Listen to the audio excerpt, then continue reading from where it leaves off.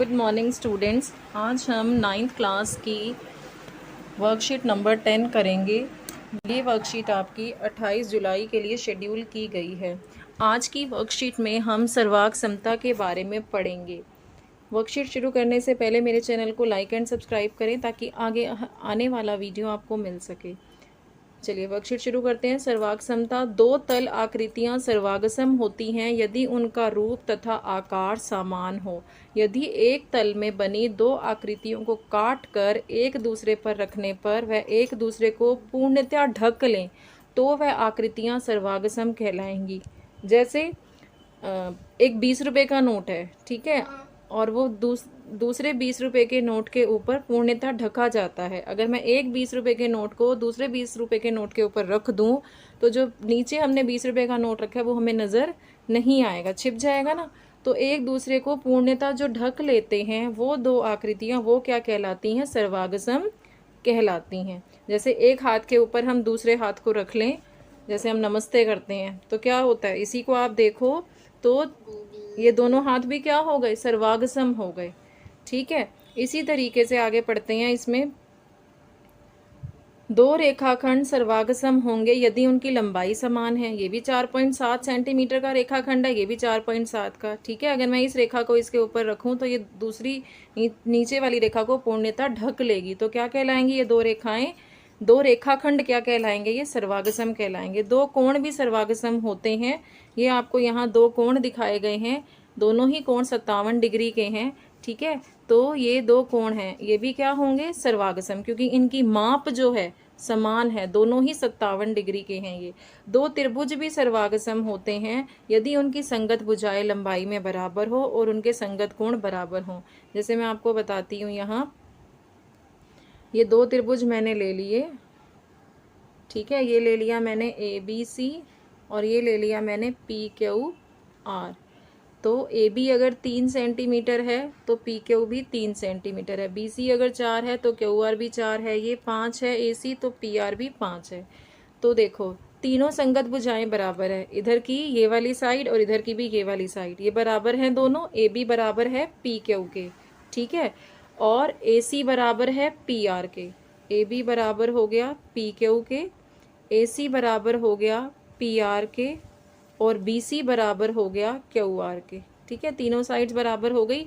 अब कोण भी अगर इसके बराबर हों, ये कोण मान लो 60 डिग्री का है, ठीक है, ये कोण 70 डिग्री का है और ये कोण 50 डिग्री का है, तो ऐसे ही ये वाला कोण भी 70 का हो, अगर ये भी 60 का हो और ये वाला भी 50 का हो, तो संगत कोण भी बराबर हो गए। कोण B बराबर कोण Q के हो गया। ठीक है, ऐसे ही कोण A बराबर कोण P के हो गया और कोण C बराबर कोण R के हो गया। कोण C बराबर हो गया कोण R के। तो संगत कोण भी क्या हो गए? अगर बराबर हो गए, संगत भुजाएं भी बराबर हो गई, तो ये दोनों त्रिभुज क्या कहलाएंगे? सर्वांगसम कहलाएंगे। यही लिखा है इसमें, पढ़ लेते हैं। दो त्रिभुज सर्वांगसम होंगे यदि उनकी संगत भुजाएं लंबाई में बराबर हों, संगत कोणों की माप बराबर हो। जैसे कोई सर्वांगसम त्रिभुज ABC और PQR है, इसको गणित में दर्शाने के लिए हम कैसा सर्वांगसम का जो साइन है, सिंबल है, जो प्रतीक है, वो क्या होता है? ये देखो, ये होता है सर्वांगसम का प्रतीक। अगर मुझे कोई दो त्रिभुज सर्वांगसम बोलने हैं तो मैं बोलूँगी त्रिभुज ABC सर्वांगसम है त्रिभुज PQR के, ये सर्वांगसम का प्रतीक है। ठीक है, आगे देखें। इसका अर्थ यह है कि AB बराबर PQ, BC बराबर QR, CA बराबर RP के है, और कोण संगत कोण भी क्या है? बराबर हैं, जो अभी मैंने समझाया आपको। A बराबर P के है, B बराबर Q के है और कोण C बराबर कोण R के हैं। तो ये जो कोणों का पेयर दिखाया गया है, ये भी संगत कोण क्या है? बराबर हैं, और ये संगत भुजाएं क्या हैं? बराबर। दो सर्वांगसम त्रिभुजों की। दो त्रिभुजों को सर्वांगसम सिद्ध करने के लिए कुछ नियम होते हैं, वो आपको दिए गए हैं। तीन भागों को बराबर सिद्ध करना पर्याप्त होता है। देखो, दो त्रिभुज सर्वांगसम कब कब हो सकते हैं?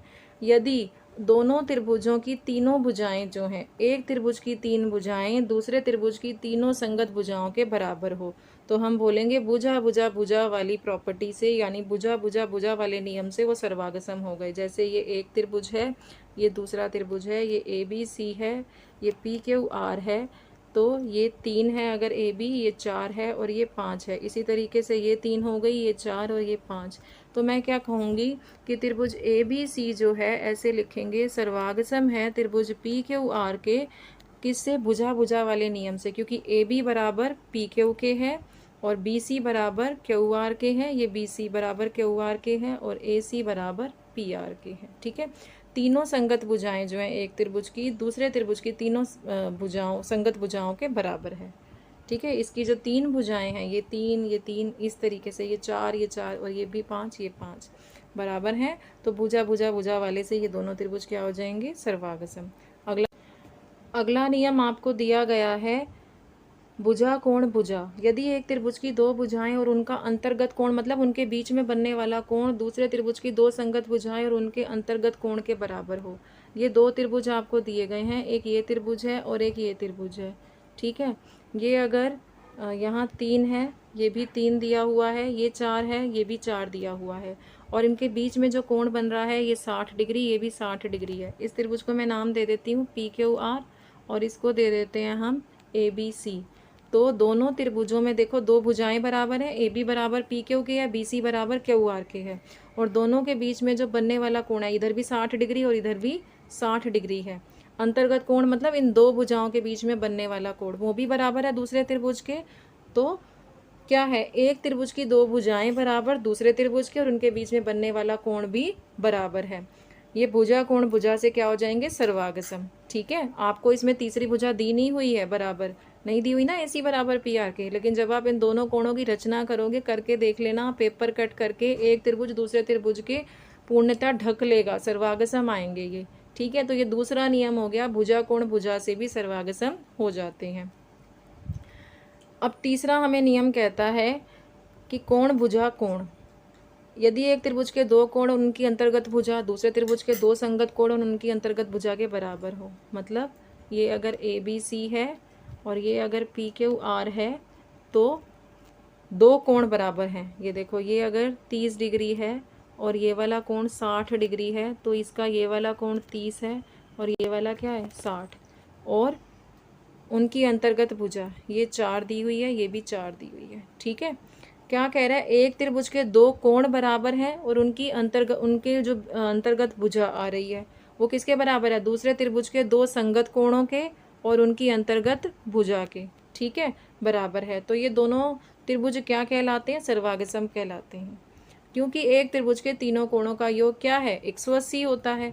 अगर मैं इसमें तीसरे कोण की माप निकाल लूँ, 60 + 30 90 होता है ना, तो ये अपने आप ही ये जो तीसरा कोण आएगा ये 90 आएगा। ठीक है, ये आपको इसमें 90 दिख नहीं रहा, थोड़ा बन ऐसे गया है, ये समझाने के लिए बनाया है मैंने, ये 90 आएगा। ठीक है, इसका मतलब जब तीसरा कोण अपने आप ही इक्वल आएगा, 2 हमें दिए हुए थे, तीसरा अपने आप ही बराबर आएगा, तो एक त्रिभुज दूसरे को पूर्णतः ढक लेगा, ये सर्वागसम होंगे। और ये नियम क्या कहलाता है? 2 तो हमें कोण दिए हुए थे बराबर और 1 भुजा दी हुई थी, तो ये नियम कहलाता है कोण भुजा कोण। इसको याद करने का तरीका देखो, इंग्लिश में आप एस एस एस क्या पढ़ते हो? साइड साइड साइड होता है इंग्लिश में, तो इसलिए भुजा भुजा भुजा बोलते हैं हिंदी में। इंग्लिश में अगला दिया हुआ है एस से एस, साइड एंगल साइड, यानी कि भुजा कोण भुजा। फिर अगला दिया हुआ है ए एस ए, इसको बोलते हैं एंगल साइड एंगल, यानी कि कोण भुजा कोण। ठीक है, इस तरीके से लिखा जाता है। आप इसको ए एस भी लिख सकते हो, ये दोनों ए आगे लिख करके। अगला है R H S. R H S नियम क्या कहता है? समकोण कर्ण भुजा। यदि 2 समकोण त्रिभुजों में एक त्रिभुज का कर्ण और एक भुजा क्रमशः दूसरे त्रिभुज के कर्ण और एक संगत भुजा के बराबर हो, तो भी वो क्या कहलाते हैं? देखो, अगर कोई 2 समकोण त्रिभुज आपको दिए हुए हैं ऐसे, ठीक है, ये है ए बी सी और ये है पी क्यू आर, तो आपको क्या कहा जा रहा है? एक तो कर्ण, मान लो ये भी 5 सेंटीमीटर है, ए सी ये कर्ण होता है ना, और ये पी आर भी क्या है? 5 सेंटीमीटर है। ठीक है, अब ये क्या होता है? आधार, ये होता है लंब और ये होता है कर्ण। तो कर्ण दोनों का बराबर हो, एक त्रिभुज का कर्ण और एक भुजा, ये वाली भुजा मान लो 3 है और ये वाली भुजा भी 3 है, तो एक त्रिभुज का कर्ण और एक भुजा, कर्ण ये है और एक भुजा ये है, दूसरे त्रिभुज के कर्ण और एक संगत भुजा, ये कर्ण है और संगत भुजा ये हो गई। ए बी पी क्यू की संगत भुजा है और ए सी जो है वो कर्ण है, इसमें 5 है, पी आर कर्ण वो भी 5 है। तो ये समकोण त्रिभुज जो हैं, और कंडीशन क्या है, वो समकोण होना चाहिए। ये 90 डिग्री है और ये भी क्या है, 90 डिग्री है। दो समकोण त्रिभुज हैं, ये क्या हो जाएंगे, सर्वागसम हो जाएंगे। क्या नियम लगता है, RHS का नियम। आर क्या है, आर से राइट एंगल, एच से होता है इंग्लिश में हाइपोटेन्यूज जिसे आप कर्ण बोलते हो, एस से साइड। समकोण कर्ण भुजा बोलते हैं इसको, नियम को, समकोण कर्ण भुजा। ठीक, जो पहला प्रश्न है, अब इसमें क्या कहा जा रहा है आपको, सर्वागसम त्रिभुजों के जोड़े के नाम लिखिए, प्रयुक्त नियम भी बताइए। तो दो त्रिभुज आपको यहाँ दिए गए हैं, देखो ये त्रिभुज है, एक ABC और एक है PQR। तो लिखना त्रिभुज ABC और त्रिभुज PQR, ठीक है, ये P लिखा है मैंने। तो AB बराबर है PQ के, AB बराबर PQ के 3 सेंटीमीटर है ना। फिर लिखना AC बराबर है PR के 6 सेंटीमीटर दिया हुआ है। फिर लिखोगे BC बराबर है QR के 5 सेंटीमीटर, ठीक है। फिर इन दोनों त्रिभुजों को लिखना, सर्वागसम हो गए ये ABC, सर्वागसम हो गया PQR के, ठीक है। और ब्रैकेट में क्या लिखोगे, कौन से नियम से, भुजा। फर्स्ट में उतना नोट कर लिया था ना, तो यहाँ लिख देती हूँ उनको। सर्वागसम कैसे लिखोगे फर्स्ट में, बाद में ऐसे लिख के भुजा भुजा भुजा 3 बार लिख लेना, ये भुजा भुजा भुजा नियम से किया ना हमने, ठीक है। अब दूसरा पार्ट देख लेते हैं हम। दूसरा पार्ट में हमें भी दो त्रिभुज यहाँ पे भी दिए हुए हैं, एक है LNM और एक है DEF। तो हम क्या लिखेंगे, दो त्रिभुज हैं, ये दूसरे का आंसर लिख रही हूँ मैं, LMN। पहले तो त्रिभुजों के नाम ही लिखने हैं, LMN और त्रिभुज DEF, ठीक है। तो इसमें LN बराबर है DE के, LN बराबर है DE के 3 सेंटीमीटर, ठीक है। फिर है LM बराबर है, LM नहीं, यहाँ पे NM बराबर है, मैं इधर ही लिख देती हूँ, NM बराबर है EF के, ठीक है। कितना दिया हुआ है, 5 सेंटीमीटर। दूसरी लाइन ये लिखना, पहले आपने ये लिखा, पहले दो त्रिभुजों के नाम, पहला पॉइंट ये हो गया। फिर ये दूसरी साइड ये इक्वल है और कोण इक्वल है, कोण N बराबर है कोण E के। इधर सारा हमने जब LMN लिख दिया, तो यहाँ पे जो पॉइंट्स लिख रहे हैं हम, वो इस त्रिभुज के लिखेंगे। यहाँ जो DEF की भुजा कोण जो भी लिखेंगे वो DEF का लिखेंगे, ठीक है। कोण N बराबर है कोण E के, कितना दिया हुआ है हमें, 40 डिग्री, ठीक है। इतना नोट कर लो। इतना नोट करने के बाद आप देखो कौन सा यहाँ पे नियम लग रहा है, भुजा कोण भुजा का, दो भुजाएं हैं और एक कोण बराबर है, तो भुजा कोण भुजा का। इसके बाद आप लिखेंगे इस तरह से, LMN, दूसरे का ही लास्ट वाली लाइन लिखेंगे, LMN सर्वागसम है DEF के, और ब्रैकेट में लिख देना, इसी के आगे यहाँ ब्रैकेट डलेगी, ठीक है। मैं यहाँ लिख रही हूँ भुजा, ब्रैकेट का मैं यहाँ लिख के दे रही हूँ, आप यहीं लिखना साथ में, भुजा कोण भुजा, ये नियम लगा यहाँ, ठीक है। अब हम तीसरा देख लेते हैं। तीसरा है हमारा, दो त्रिभुज यहाँ भी दिए हुए हैं, इसको कैसे करोगे। अब देखो ये त्रिभुज है QRP और ये त्रिभुज है ABC। तो वही यहाँ पर QR बराबर है किसके, AC के, ठीक है। कितना दिया हुआ है, 3 सेंटीमीटर। और QP बराबर है AB के, कितना दिया हुआ है, 5 सेंटीमीटर। और कोण R बराबर है कोण C के, 90 डिग्री, ठीक है। तो ये दोनों त्रिभुज भी क्या हो गए, सर्वागसम। उसके बाद आप यहाँ से लिख देना AB, पहले इतना लिख लो, फिर मैं अगली लाइन लिख देती हूँ, इतना नोट कर लो। देखो समकोण कर्ण भुजा वाला नियम लगेगा, ठीक है। इन दोनों त्रिभुजों को आप लिखोगे, कोण QRP सर्वागसम है कोण ABC के, या ACB लिख दो, किससे, समकोण, ब्रैकेट में लिखो समकोण कर्ण भुजा के नियम से, ठीक है। आपका अगला जो इसमें पार्ट दिया हुआ है, इसमें भी दो त्रिभुज आपको दिए हुए हैं, एक है EOF और एक है QRP। चौथे का मैं ये आंसर लिख रही हूँ यहाँ। EOF है एक त्रिभुज आपको दिया हुआ और एक है QPR।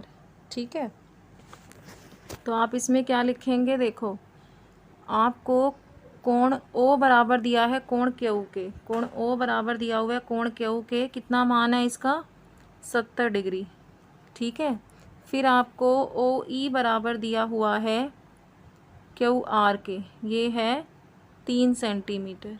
ठीक है, फिर आपको दिया है इसमें कोण E बराबर दिया हुआ है कोण R के और ये है 75 डिग्री। ठीक है, इस तरीके से आप लिखेंगे। ये वाला जो कोण है ना वो इस वाले कोण के बराबर दिया, ये कोण O है यहाँ और ये Q, तो मैंने पहला पॉइंट लिखा। फिर ये वाला कोण जो है वो E है और इसके R के बराबर दिया है 75 डिग्री, तो मैंने यहाँ ये लिखा। और ये साइड इक्वल दी हुई थी, इसकी ये वाली साइड और इसकी ये वाली। ठीक है, 3 सेंटीमीटर दी हुई थी, इतना नोट कर लो। फिर हम इन दोनों त्रिभुजों को क्या लिख देते हैं, सर्वागसम। कौन सा नियम हो गया ये, दो कोण इक्वल है और एक भुजा, तो इनको लिख दो कोण FOE जो है वो सर्वागसम है PQR और ब्रैकेट में लिख दो कोण भुजा कोण से। ये वर्कशीट कंप्लीट हुई। अगर मेरा वीडियो अच्छा लगे तो चैनल को लाइक एंड सब्सक्राइब करें। Thank you for watching my video.